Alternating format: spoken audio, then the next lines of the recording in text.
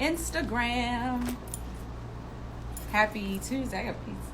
Always gotta fix your hair. So if you're just joining me live, get ready. We're gonna have a great interview tonight. I have claimed this next guest as my cousin. I've claimed this next guest. He already has a big family, but I've claimed him as my cousin tonight. So, hey Instagram, what's going on, everybody? So tonight, I am going to be talking to TJ Jackson. I see he's ready to join me live. We're gonna bring him in.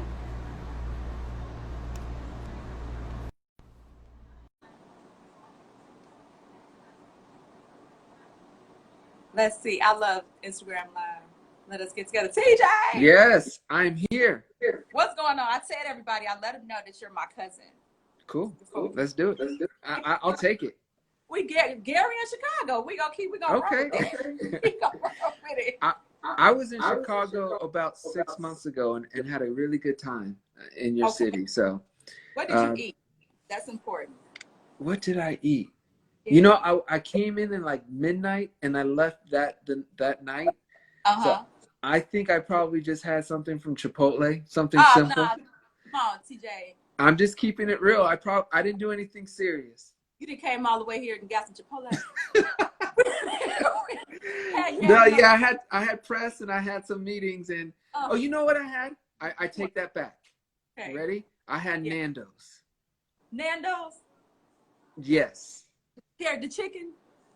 Yes. Tito, you know, I called you Tito. I called your name. Let me say because I had Nando's many times in England. It's really big there and I love it, but I haven't been in England in a while. So when I saw Nando's in Chicago, it was next to a station. I think it was next to the iHeartRadio, and I went over to Nando's and it was great. Well, next time you come back, we're going to bring you into the show shortly. Played a song last night. Okay. We're going to play your song. We're going to come in. So we're still behind the scenes right now, but I'm talking about this live on the air. You can come on with Chicago. I can turn to the side on you. You see, I gave you the side. Hey, Nando's is good, though. I'll take it. We're going to get you some Harold's chicken the next time. Harold's chicken? Okay, I'll keep an eye out for it. I'm going to help you out. Because I'm supposed to be. We're related now. So, and you're listening to the Taco Chicago 1690 WVON. It's your girl Samantha Thomas, and we are on social media live, Instagram live, actually with Mr. TJ Jackson. TJ, what's going on, family? Nothing much. I'm here another day, digesting everything that's going on, catching up to my feelings, and just trying to do my part in making the world better in the future for my family and everyone out there. Yeah, and you know that's what's important, and to help our families out, especially throughout a time like this. And I just think that you and I talked a little bit earlier, just live on the radio, about just the racism back then, even with the big name of your family, how they still had to go through it. Yeah, 100%. And even myself at my. Yes. I'll be perfectly honest with everyone. I am afraid of cops, and people are like, "Why are you afraid? What experience did you have?" You got to understand sometimes, you know. And I don't want to ever. I'm not trying to bash policemen or their job. That's not my goal. But I'm just trying to let people know that just because I'm a Jackson, just because I was raised in a suburb that was predominantly white, doesn't mean that I never experienced anything. I remember being in Hollywood at like 11 p.m. after a studio session and getting pulled over, and you know, I had always been warned by my father and my family to be careful, and that, you know, there's a world around outside of this little bubble you got, and I got a nice dosage of that with a cop. You might talk about he pulled me over. I'm not the kind of guy who speeds. Whether it was warranted or not, that's a whole nother issue, but he pulled me over, and just what he made me go through was very excessive and cruel. He didn't roughhouse me. He didn't do any of that stuff, but, you know, he stopped my, you know, he was just trying to scare me. Basically, he was asking if I owned the car. He was asking a lot of questions that I don't think others would have been asked. And my goal isn't to try to destroy police, because I know there's a lot of good ones out there, and I don't want there to be any type of hatred towards them, but I can't I can't sit here and not say that I don't have a fear for them. Even to this day, if I see red and blue in my rear view mirror, my heart drops, and that's not cool, you know. And that's something that I don't think a lot of people or white people have to deal with. Right. A lot of white people, they don't And teach it. and sometimes, you know, they don't understand what that is. They don't understand that feeling and where that comes from. And you know, I'm hoping they'll because I have some white friends and white people who don't understand. They still don't understand. And sometimes I guess it just takes a little while, you know, just like in a way, Drew Brees. You know, Yeah. I personally don't feel he's a racist person, but he may have been the clueless one, you know, and or an insensitive one. And either one of those is no longer an option in today's world, in my opinion. So I think we have to utilize this moment to really educate the world on and respect how we feel. A lot of people think that, you know, I don't see it, so it doesn't exist. I'll never tell someone of another nationality what it's like to be them, you know. And so when I tell what it's like to be me, at least listen and somewhat respect it. And again, I'm not trying to complain, because there's many more African Americans that are having it even way harder than me, and that's not my goal to put the sympathy on me. But I feel everyone should at least listen, and that's what I'm trying to do. And you know, TJ, just even and I love social media because this whole screen just kind of went away on me. Yeah, but I I see see you though. Okay, there we go. What I wanted to just even ask you, with this situation with you getting stopped by the police after you said you left the studio and them just interrogating you. I mean, I've been there as a woman, as a Black woman, and it just brought tears to my eyes. I got scared being pulled over, because what do? You put your hands on the steering wheel. You know, you sit there. And did they figure out, like, and I'm just being honest with you because you're a celebrity, did they figure out who you were?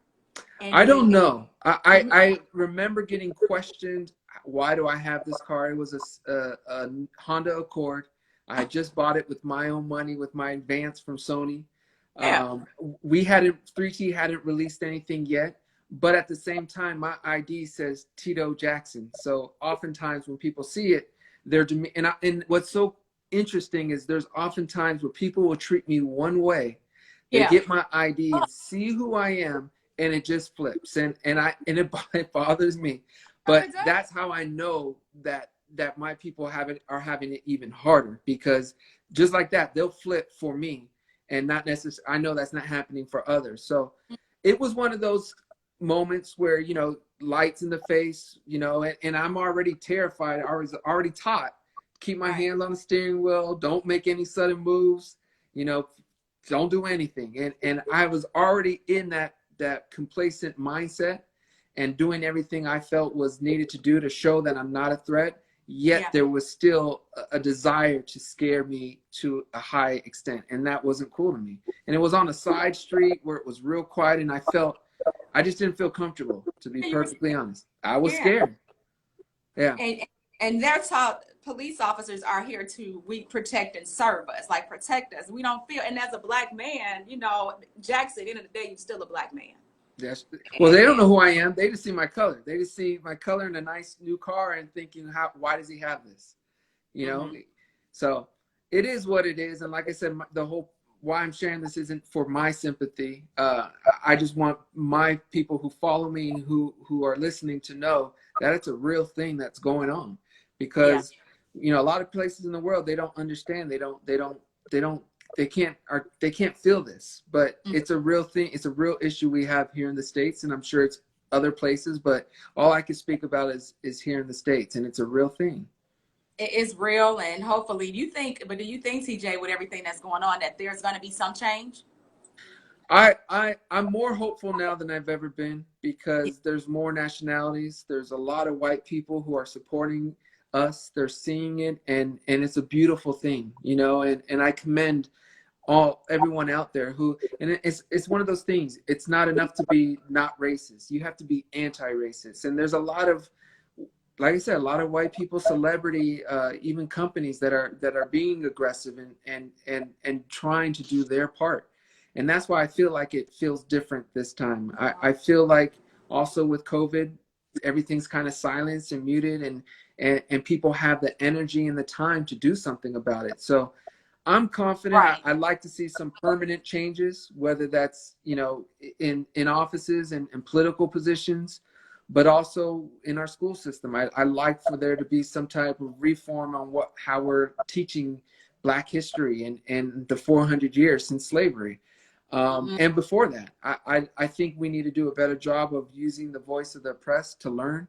I And I'm agree. hoping that one day, I'm not a politician, but I'm hoping that is something that will be implemented for our kids to learn. And I think if our kids can really, if it becomes a requirement in school, like biology and all those subjects, I feel our kids will graduate with more sympathy and empathy for those that don't look like them. And Yeah. that would be one of the best ways we can curb and end this disease. It should tell, and it's such a disease. And I know we mentioned this earlier with the two pandemics going on, two diseases, two COVID-19, racism. And I like how you put that about this should be taught like biology is taught. I mean, let's be real. Biology, chemistry, and even foreign languages, all that is mandatory to graduate. There's a certain amount of sciences and language you have to require out of our school system. And for them not to have a true year, not a month, but a year studying the side of the oppressed and the voice of the oppressed is an issue. Right. Not only for, and this is why I feel so duped. I feel, even though I'd heard the stories and I never was able to dive in like I did last week in making my 400 years video. I never got to dive in and I got to see a lot of things I didn't know the details of, and it's just wrong.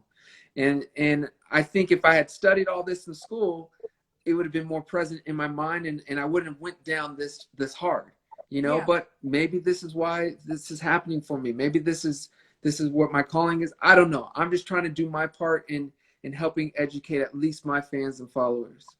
And TJ, you, like you said, you have a lot of younger followers now, and this is a great time. I think now everybody's mind is it's like a sponge. For those who weren't taught, now the me's and the you's, because you and I aren't that far in age from each other. We are about a year apart from each other, you and I, if that. And I ain't in the 40 club just yet. I'm coming to I'm joining you soon, TJ. I love it. I love it. I'm joining you this year, actually. So, yeah. Beautiful. So I know that we weren't taught this, and here in Chicago, I went to diverse schools, but at the same time, like we said, we get February, it's 20th, the shortest month of the year. We get that, and it's like, all right. I'm telling you, once you get through MLK, Rosa Parks, and Harriet Tubman, you're already on February 26th, and the month's over. Funny. Yeah, and it's not funny, but that's the way it is. And there's so much more to learn. And like I said, I feel it's a crime that our kids know about William Shakespeare, Neil Armstrong, those names, but they can't even tell you the name of Jim Crow and what the significance of it is. And that is what is kind of frustrating me and irritating me, that I feel like our school system is letting us down by not forcing. And here's the thing. It's, like I said, it's going to help sympathy and empathetic for all people. And it's one of those things where if it's a year of Black history, I feel there should be a year of the oppressed, so that we can be sensitive to the other side, because without it, we're not going to progress as a human race like we should. And I think we're just doing ourselves a disservice and slowing the process down by not doing it. Yeah. So well now, and it's up to the yous and the yas, with me using my platform with this microphone and you using your platform with just your voice, and not just because of who you are, but it does. It adds to 100%. Yeah, a larger stage. But TJ, I'm so proud that you really, and it's disgusted me too. You were duped, if you will. That's the term I use, because and it's, I think a lot of people aren't really understanding the feeling. And it's a real thing, people. And if you're not African American, you have to be respectful to those that are and how they feel. Just like I'll never tell another nationality how they're supposed to feel. It's not right, I'll never tell a Middle Eastern person what they're feeling or why they shouldn't feel a certain way. Our job as people, as loving people, is to listen and try to make their world better. And I truly believe that. Oh, TJ. Well, I know you do, and I know that just even your grandmother instilled some great things in you all, just as a family. And then your dad and with his cool stuff. We got to get Tito. He cool. Well, I want to say something like about first of all, my grandmother's amazing, and I love her with I ain't everything. never met him, right? She is the symbol of love, and I love her with everything. Mm-hmm. And here's the thing: what another people have to understand. If I talk about my grandmother's youth or what it was like in the 1940s, all those experiences aren't going to be so positive, and oftentimes it's I'm taking her back to a place she doesn't want to go back to. So I may not have heard all the details because I'm not going to probe my grandmother to tell me stuff that's hurting her. So, it's one of those things where if you're white, you ask your grandmother for stories, they're going to tell you how they were at the beach listening to this music and learning how to surf. And so it's a completely different type of story we're hearing. And again, I'm just trying to do my part in showing people we didn't grow up the same way, and it's like what I said about Drew Brees. For him, the national anthem meant one thing. For me, I still got an issue how all these presidents on our dollar bills were, not all of them, but 70% were slave owners, and they wouldn't even look at me in the eye today. So I can't worship them. Not anywhere near the level you are, the level you do. And I think it's one of those things where, again, I don't feel Drew Brees is a racist, but he's either clueless or he's insensitive. And I feel we have to do a better job of letting the whole U.S., the whole world know how each other feel. And speaking of Drew Brees, I know you're a football fan. I checked out your IG, your Spurs I fan. am. I'm a sports fan. Yeah. What did you think about Roger Goodell's speech? I didn't see the full thing, but I at least commend him. I guess he kind of had to be honest, because so I can't really commend him too much. But I feel the NFL was so wrong, and I feel our president was wrong to change that message. Colin Kaepernick bravely took a knee, got advice from a military representative, and took a knee peacefully, and immediately talked about why. And I felt it was so wrong how his message was hijacked, and that's another serious issue that we have to tackle, is not let messages get turned. Because the same thing with the a couple of years ago when Black Lives Matter happened and everyone was typing All Lives Matter. That's not, we're not saying all lives matter. It's we just need some ears right now. We don't need judging. We need ears. And I'm so happy that we're able to see all over social media people using their words and their examples of saying that. And I think we're making some type of progress, and that's very exciting for me. Well, TJ, I'm so excited again. I keep saying I'm excited to talk to you, but just to have these kinds of conversations, because these are needed for everybody. You and I, let me get my water too. I ain't got a little parched over here. But you and I having these conversations, I think a lot of people are going to start having more of these. But, I know you and I, we only got like maybe 8 more minutes with each other to talk. Your music, I heard one of your newest tracks. And I danced to it. Let me see, because I had it pulled up on my iPad. Come on, break it down for me, because you just released this year, right? I released my very first single was at the end of last year, or I should say August, September. But then I've released Obsession since then. I've released Last Night. Last Night was made in the room, and not I think it's fun. It's fun. I think a lot of people, when they see me, they remember 3T and they remember youthful, fun music. But time has passed since then. I've matured a bit, and there's different things and different ways I want to say those things. And it's been fun. I'm blessed to have a great team that I'm working with, and I'm making music that I'm really, really proud of. And I'm proud of you, because I hear the maturity. When I listened to that, I was like, oh. And TJ, just out of all of your music, what are kind of like your 2 favorite songs that you've written? Truthfully, my 2 favorite songs haven't been released yet. But the ones that are released, I would say Insomnia, and then I would probably say Number One Fan. And it was tough, but Insomnia is it's got a cool retro feel. and I like what the words are. It's a play on Yeah. enjoying a beautiful night of insomnia versus it being a sad negative thing. I love that aspect, and I love the way it came out. And then Uh-huh. Number One Fan was a song that I wrote for my fans, you know, and my fans have been incredibly strong and loyal and amazing. And I wrote the song many years ago, but it still rings true that my fans give me more strength than I think they realize. And Wow. there was a dark time for me and my brothers during our music journey. And it was Hmm. fans that really helped us through it. And that was a song I wrote during that time. And you know, it's just a personal song, and I love the way that one came out. The beat is nice. I love a good beat. So you got great Cool. producer.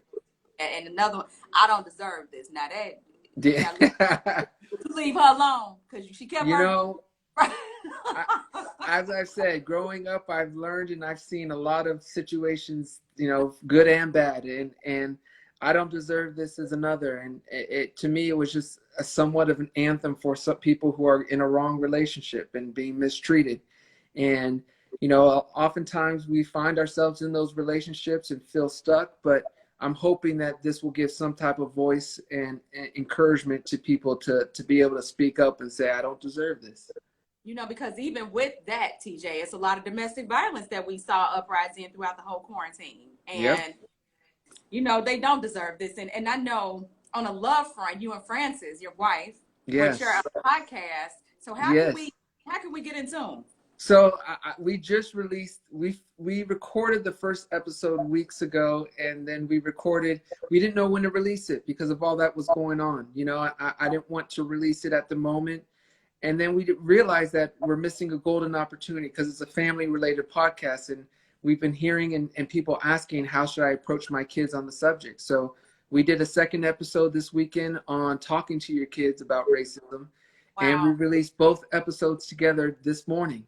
So it's on Spotify. I know it's going to Apple Music or Apple Podcasts, but Apple it should be Podcast. everywhere by tomorrow. It should be on everywhere you find your podcast. Look out for The Family Rules. The Family Rules with Frances. She's beautiful. Miss Francis and myself. Tell Miss Frances I said what's up. We family now. So I will, Samantha. I will. now, what I like to do before we let you go, I like to go through the background when people. I said when you get on these live videos, make sure your background is legit because people are looking at you. Because you know, TJ, people doing these Zooms and Instagram lives, the background is not always the best. So, what you got going on in your background? You look to be in a library, my friend. I am in a library. So I love books. I love reading, and this is my room away from my room. So this is where I spend much of my time. I haven't read all those books, but I love books. I love being around it, and this is my spot. It's away from everything, but it's still connected, and this is my spot. This is your hide from folks during quarantine spot. Is that what this is my spot? It's on this side of the camera. It's a mess though. So yeah. So it don't always look like this. Yeah. Everybody has that. Yeah, don't think it all looks like this. It's a mess everywhere else. TJ, I've enjoyed my time talking to you. Now, before we go, I would be remiss if I didn't ask you because I've been asking people all night about their favorite Jackson songs and everything. Now, we're going to go to your Uncle Michael. Cool. What are your favorite top three of your Uncle Michael? Come on, I didn't ask you. I hit some right? Yeah, you got to think. It's a whole bunch. I got to go with Man in the Mirror because of the message and its power. Wow. That's so tough, but I guess I'll go with Human Nature for sure. That's in the top three. And then I guess I'll go with PYT. Okay. So a little bit of everything. A little bit of everything, but those two, Man in the Mirror and Human Nature, your uncle was so, I always say Michael was like ahead of his time, but because that music right now, it's just timeless. The message. And you know what? Not only musically was he ahead of his time, but the way he thought and what he said would happen and he was ahead of his time, you know, and he would warn us on things and tell us, and I'd look at him sometimes. Sometimes I'd be like, yeah, that actually makes sense. Sometimes I think you're crazy, you know. I don't see what you see. Just watch, Apple. I hear that all the time, and 9 times out of 10, he was right. You know, whether it was from the Marvel movies, he called all that. He called. He was a huge Marvel fan and trying to get Marvel when they were in their bankruptcy. I don't know exactly all the details. I know his fans will, but my uncle, he wanted that, and he knew it would be such a large thing, and look, it became the biggest phenomenon in the recent history for films. Is What's that what that? did you say Black Panther with the Marvel? Is that Yeah, what I'm saying all of it, the whole thing. My uncle was saying what's going to happen. He knew the power of that, and there's countless examples like that from music and business, and he was just new. His purchase of ATV, the Beatles catalog. He knew, and I would always go back and forth. I would wonder, but more songs are going to be made, so doesn't that kind of dilute the songs you have? No, Applehead, they're going to keep growing, and he was right. Applehead. Was that your nickname? That was a lot of our nicknames, but yes, that's what either that or Mijo. That's what he called me, and okay. Mijo means my son in Spanish. So I have elder family members on my mom's side who call me that, and he used to love that. He used to laugh at that and thought it was so sweet. So he would he would yell out Mijo all the time, and that was for me. Oh, well, I love that you said man in the mirror, because people, this is perfect time, another timely message for now. Mm-hmm. Mm-hmm. Your uncle was totally ahead of his time, and now. I'm telling you. And the one thing I will say is my uncle was a beautiful soul who wanted to do something great for the world and make the world a better place. He lived the way he sang, and all those messages is what he stood by.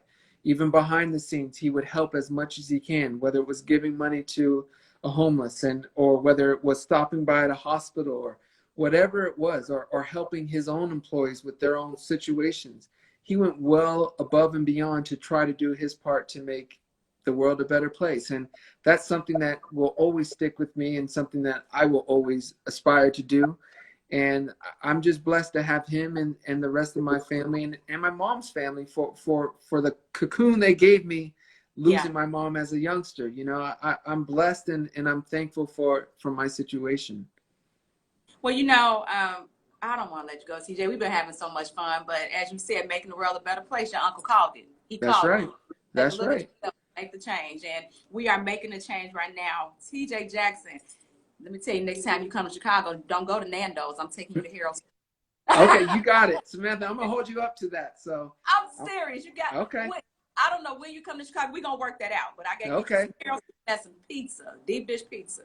All right. All right, TJ Jackson, my friend. We are like family now. So, my man, I just appreciate you. Keep making the change. I will, Samantha. Thank you so much. All right, my friend. God bless you. Take care. Bye.